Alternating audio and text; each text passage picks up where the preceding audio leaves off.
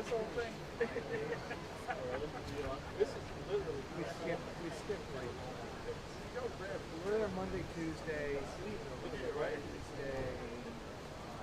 then Thursday, Friday.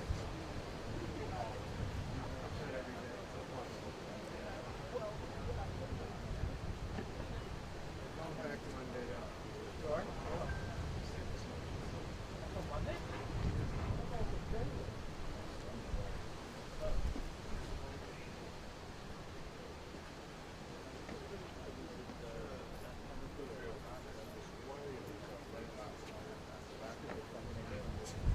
I mean, he had a chance. He had a chance to get out when he was maybe 6.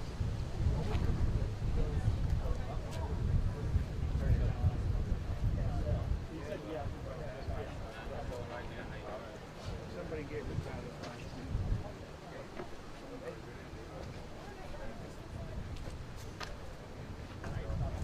The thing is, if he gets like Peruno's not happy.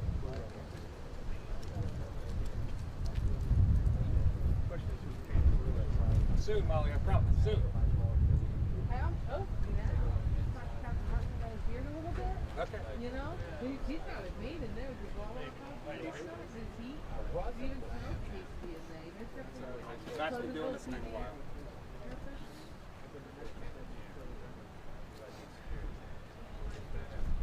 It's potpourri of despair.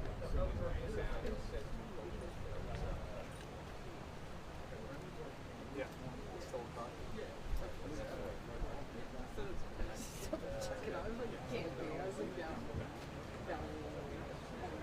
I didn't read it that way. I read it real quick when he told me about that. I was like, oh, okay.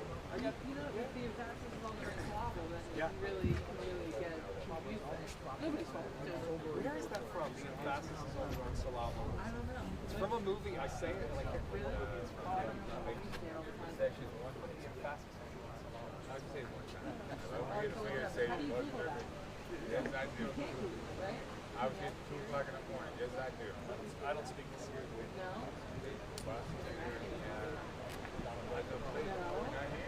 Sure? I'm not an I. And it's 7 in the morning, Marie. I'm not an I person. Oh, really? I know you out there. I like things that I can understand. So Google feels like it. Hey, I love it. Beard don't feel good.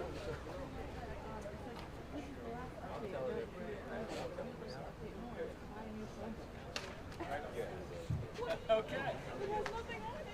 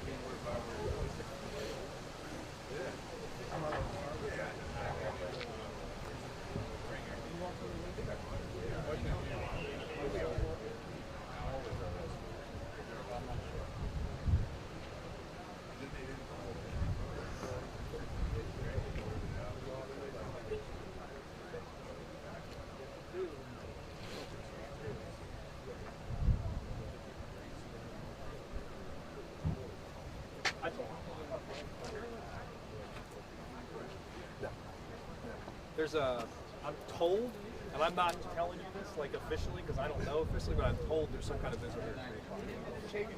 So it's on Facebook. I assume that's accurate, right? Okay. Yeah, it's 100%. Abraham Lincoln.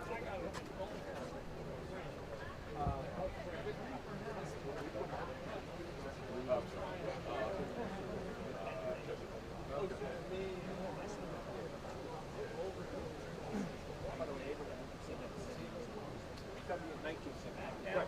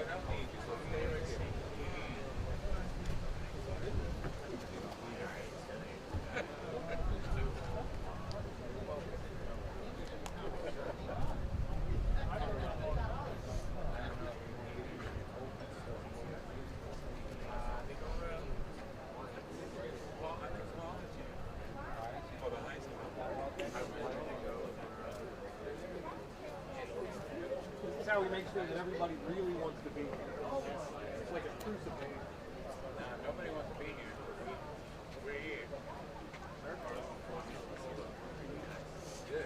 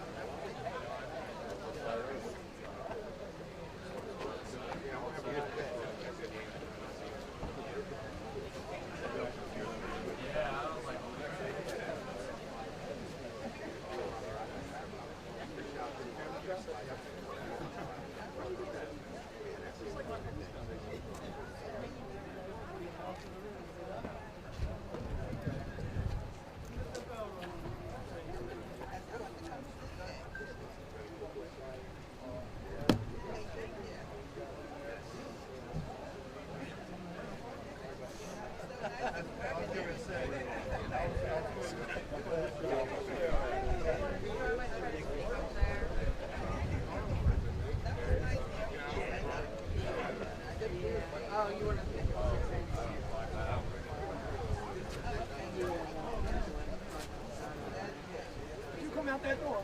My wife's still there. I told Nick I'll have it out here. Yeah.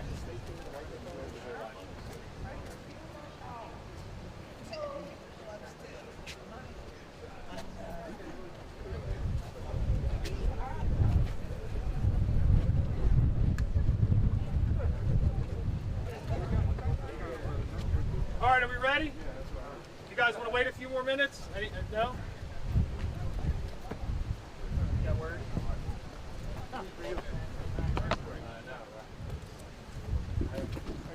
Hey, Chief, we're putting that right there. So, like, when you swipe it up out of the way. Thank you.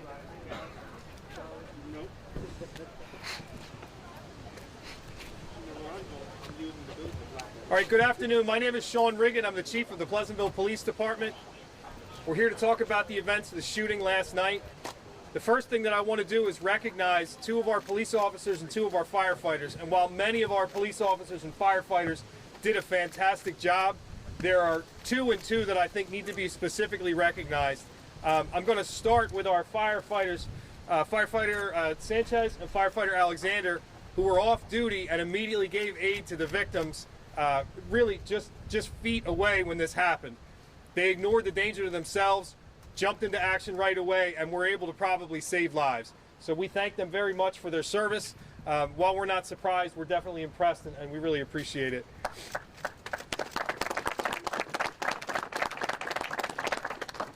Officer Robinson and Officer Marcianti were working the detail last night on the police side of the house, and because of their quick actions, we were able to apprehend the suspect at the scene.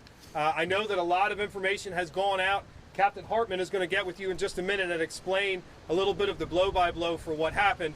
But Officer Robinson actually apprehended the suspect just feet from where he had done the shooting, and I have no doubt that due to his quick actions and the quick actions of both Absecon and Atlantic City and then Egg Harbor Township for coming to help with what was a huge crowd control issue, we would not have been able to take everybody into the custody that we were. So we'd like to give them a hand as well. The way that we're going to do this is this. Captain Hartman is going to come up in just a minute. He's the Pleasantville Police Department PIO. He's going to give you sort of the blow-by-blow. And then Prosecutor Tyner will come up and give us a few comments. Mayor Tweedle will come up and give us a few comments, and then I'll answer your questions. Captain? Good afternoon, everyone. Thank you for coming out today. Last night, at approximately 8:29 p.m., out here at the Pleasantville High School versus Camden High School state playoff game, a shooting incident occurred. At that time, the Pleasantville Police Department had 6 officers assigned to the actual detail under the command of a sergeant, and a squad, 2 officers from the working squad were here also, plus our street crimes unit. So there were 10 on-duty armed officers here, along with school security, EMS, and some of the our off-duty officers who were here actually supporting the team. At the time, during an active play in the game, shots were fired in the west end of the Pleasantville stands by an individual male who targeted the adult victim. At the time, it's been widely seen on a video that is out there. It was taken during the incident at the scene. That adult victim is identified as Ibn Abdullah, 27, of Atlantic City. He's currently in critical condition at the Atlantic City Medical Center City campus. During that shooting incident, 2 juveniles were also struck. They will not obviously be identified at this time. The one juvenile was struck in the neck and was very critically injured and is at Cooper Hospital Trauma under the care of physicians from the Children's Hospital of Philadelphia. The other male, a 15-year-old male, was injured by a graze wound.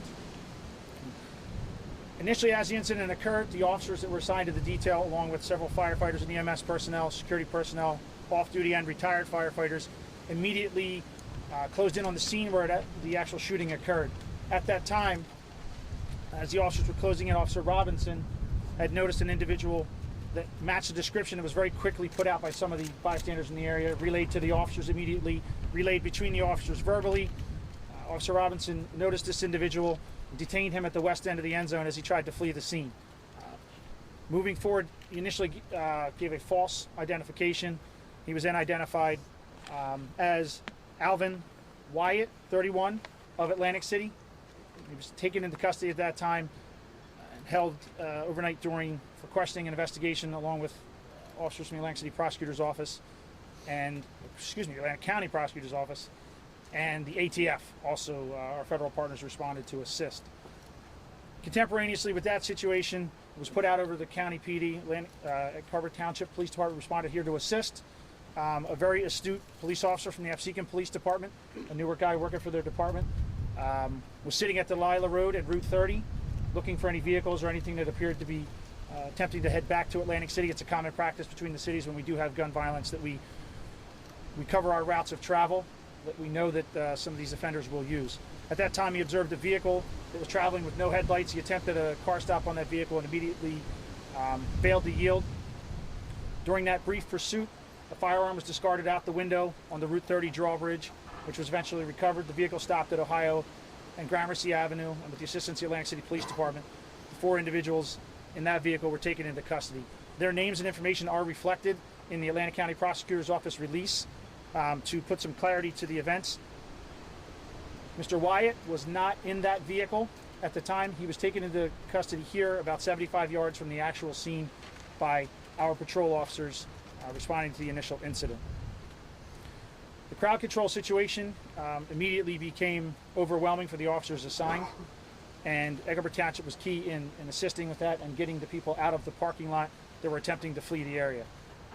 The fact that we did not have any other injuries during that portion of the event goes to a lot of the people that were here that were both scared, upset, didn't know what to do, but they found a way to get out of here without interfering with the operations of the officers, EMS, and the firefighters that were attempting to address the victims' injuries.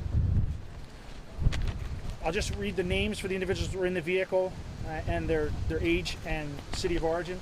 Michael Mack, 27, of Atlantic City. Shaheed Dixon, 27, also of Atlantic City. Vance Golden Jr., 26, of Pleasantville. And Tyrell Dorn, 28, of Atlantic City. It's currently under investigation what their connection is with the actual incident that occurred here. Mr. Wyatt, as I referred to previously, is in custody in reference to the shooting. I have a long list of charges here that I will either reference with you afterwards if you want to get them directly, or I can send them to you via email rather than stand up and read all the charges. One of the things that I wanted to put out there is that the individual victim, the adult male victim, is also in custody at this time and charged with possession of a firearm that was found on his persons during the initial response and investigation as he was being treated. And that's Mr. Abdullah. At this point, I'm going to turn over to Prosecutor Tyner. If you have any other further questions for us, I can answer them directly later. Thank you, Captain Hartman. First, I want to thank all of our law enforcement partners who participated in apprehending, assisting victims, and working together and collaborating with one another last night to quickly apprehend the individuals that were involved in causing this mayhem. It was a tremendous effort by all of those that participated, in addition to the off-duty emergency responders.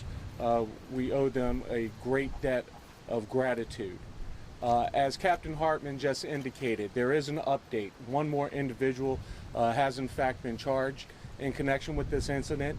That is Ibn, spelled I-B-N, Abdullah, 27-year-old victim who was shot in last night's incident.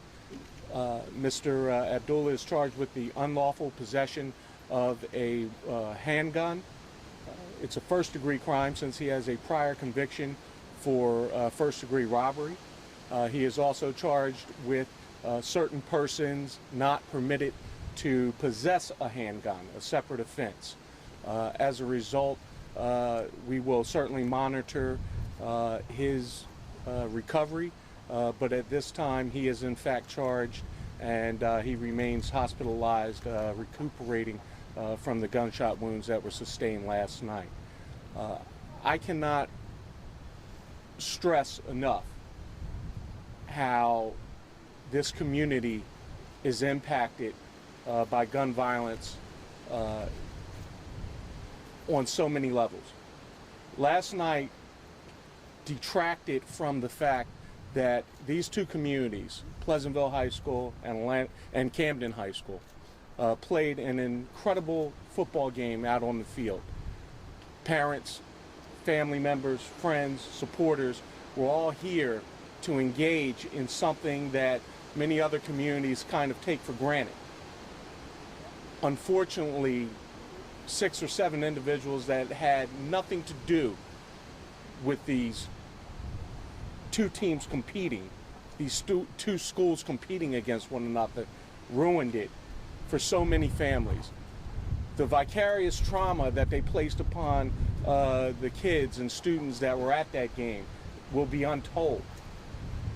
And that should be criminal enough, that these kids have been robbed of their youth, because that will be an ever-present memory in their going into their adulthood.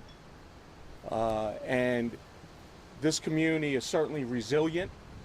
It will bounce back, and with the support of everybody, we must continue to work diligently, to work together, and to prevent the very few that are intent on robbing us all of having good experiences in this community. And that's pretty much all I have to say. If there are any questions, I'll be glad to take them at this time, and then I'll turn it over to Chief, or the Mayor, I'm sorry. But I will remain here for questions. Mayor Tweedle. Thank you.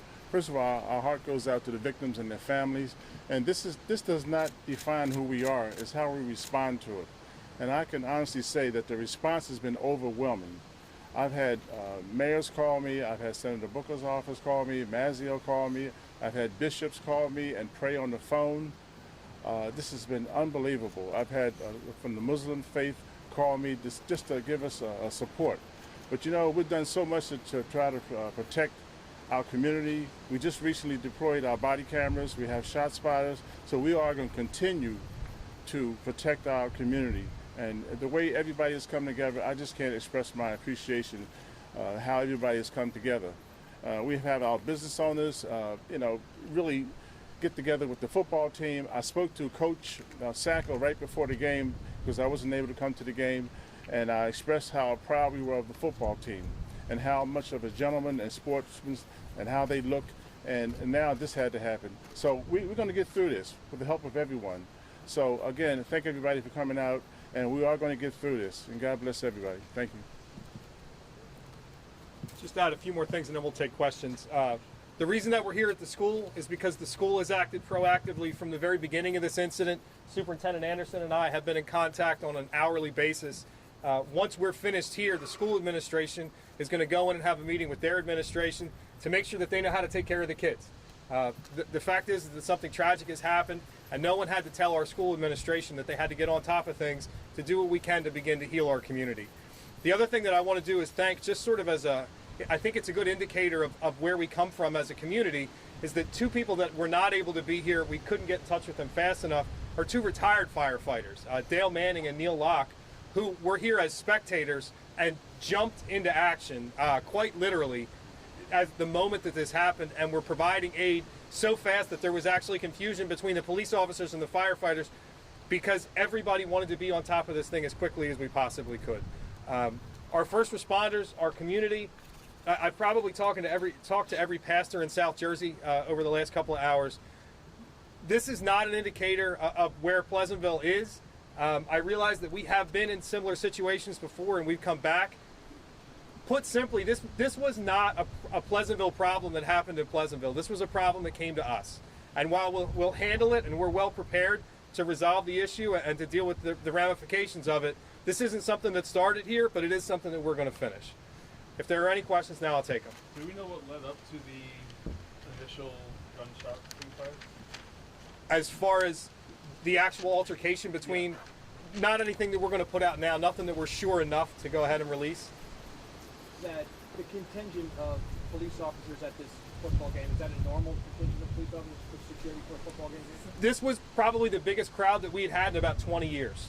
So yeah, unfortunately, you know, I spoke to Coach Sacco. The team was doing phenomenally. The Greyhounds, just briefly, I have to tell you, we went and with John Doris is here from our police foundation. Our police foundation bought pizza for the kids just last week, and we asked them, how many of you guys are going to school or going to college from here? And every one of these kids raised their hand. This team was doing phenomenally, and so the entire community had come forward to support them. It was a very large crowd, and that was the right amount of officers that we felt for what we had to deal with. There was no indication that we had that there was a specific threat to this game. So to be clear, the individuals that were involved in the shooting, they had no children playing, no brothers playing, they had nobody on the team? I'm not going to rule everything out beyond the shadow of a doubt, but nothing that we have now indicates that it had any link to the game itself or even to Pleasantville specifically. Can we ask your officers? No, not just now. These guys haven't slept in about 24 hours, and I don't think that they want to be on TV answering questions that kind of sleep deprived. Okay, so I'm going to ask you. So what is it like to know that you had officers, including the firefighters, who were able to step in there so quickly and try to apprehend these guys and also help out those who were injured in this altercation? If you're asking what it feels like to know that we have fantastic police officers and fantastic firefighters, it feels like it does every single day, like it has for the last 20-something years. I have no doubt whatsoever in the ability or the resolve of either our officers or our firefighters. These guys are the absolute best, and while we're impressed with what they did, we're not the slightest bit surprised. A couple of questions. What was the motive for the shooting? You'd have to ask the shooter. Okay. And were any of the victims related? I don't believe so, but we've stayed away from nailing that down specifically because I don't want to give you bad information. Mayor, in a circumstance like this, you have people running away, and you have a community of officers here that are running, and firemen and rescue personnel that are running toward us. This is typical. This is typical of our police and fire department. We've said that throughout the years. When you hear other municipalities and law enforcement agencies compliment my public safety individuals, that speaks volumes. This is just something that's really typical for who they are. Our battalion chief, he was close to the incident, and as soon as he heard the gunshot, he ran towards the gunshots and immediately started giving first aid to the victim. So this is something that's not out of the ordinary. This is typical. But I do want to say one thing. Mayor Marty Smalls, I spoke to him last night. He was at the hospital with the young kid victim, and right now he's at the hospital in Cooper with the family. I believe Freeholder Ernie Corsi just left there earlier today. And so he's been with the family throughout last night and today, and I want to thank him for that, Mayor Marty Smalls. Okay. Just one more name, firefighter Terrell Edwards was off duty and also was here. He's a volunteer firefighter in one of our local fire departments and was there to give CPR. As I said, not surprising, but impressive. Prosecutor, I know you have a good relationship with the Atlantic City Police Department, and it appears that this may have been an Atlantic City problem that came here. Are the Atlantic City Police involved closely with this as well? I know the prosecutor's office is lead, but... Well, the prosecutor's office actually, because of the complexities of criminal investigation, Pleasantville still has the lead on this investigation, but we have been heavily assisted by Prosecutor Tyner's staff, as we always are. As far as the individual investigative details and strategy, I don't think I'm going to get into that, except to say that we've had a very good relationship with all of our local police departments for many years. We work task forces with them. We work co-opted cases together all the time. And whatever we need from them, we get it. And we certainly, we appreciate that, and that'll be the case with this as well. And obviously your officers responded really well last night, and you had enough officers for what you figured. Will this change that in the future? Well, I think that's why Superintendent Anderson and the principals are here. Immediately following this, the mayor and I are going to meet with them to figure out what we need to look at as far as staffing moving forward. That said, it's a confidential matter, and it's not one that we would comment on, but it is something that we're going to review. More on that, two people who walked in here had guns on them. I know that's too many. Is there anything that you guys need to look at moving forward, even though this might be an isolated incident, to make sure that this never happens again? Well, I think that the reality of living in a free society is that I'm not going to tell you that things are never going to happen again. And I think that our kids are confronted with violence and terrible influences throughout their entire life. If the option is to lock them down, in order to try to maintain their safety, it's a very difficult balance to keep. And so while it's definitely something that we're going to look at, it's something that we take a lot of care with that particular issue, because obviously we don't want any kid to ever get hurt, but we also don't want any kid to feel like they're going to school in a prison. And so that's the balance that we're trying to make. Mr. Adcock from the school security is here. Mr. Adcock, and he's here somewhere, is a retired captain for the Pleasantville Police Department, and has worked very closely with us. So whatever we need to do moving forward, we'll make adjustments. But as I said, we're not going to send kids to school in a jail. A lot of people said today that the game was going really well. It's almost over. It was third quarter. Are there plans in place now for what the rest of the season is going to look like? Is this game going to get replayed? I don't know specifically what is going to happen with that. I know that those are conversations that are going on, but obviously they don't involve us. I would say the game was going medium well because we were down 6 points. But so if we do get to play the game, I hope we get to play the whole game over. I know Coach Sacco's kids would definitely like another shot at it. Who makes that decision? You know what? It's at the superintendent. Yeah, I can answer that. Go, sir. What's going to happen is that we're going to resume the game Tuesday afternoon at a neutral site, and the game will pick up from where it left off. It won't be played over. And at that site, there will be no fans permitted, just the two teams. And because we don't want to penalize, the student athletes for all their hard work on both sides, both Camden and Pleasantville. So I talked to the NJSIAA official this morning, and that's what's going to happen. Tuesday we're going to play someplace, somewhere at a neutral site. Thank you. Okay. All right, Captain Hartman will be in touch with all of you. I believe that everybody got the email. If you didn't, Captain Hartman will stay for a couple of minutes to give you contact information. I don't expect to have another press event for this, but if you need information, we try to be pretty forthcoming. Thank you very much, and everybody have a good day. Be safe.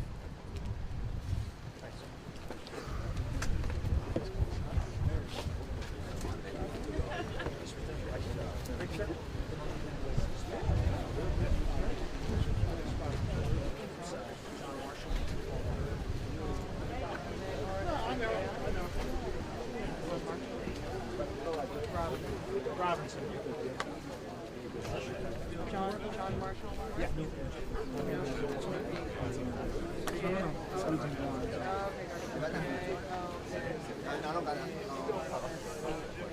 know what we're meeting? Yeah,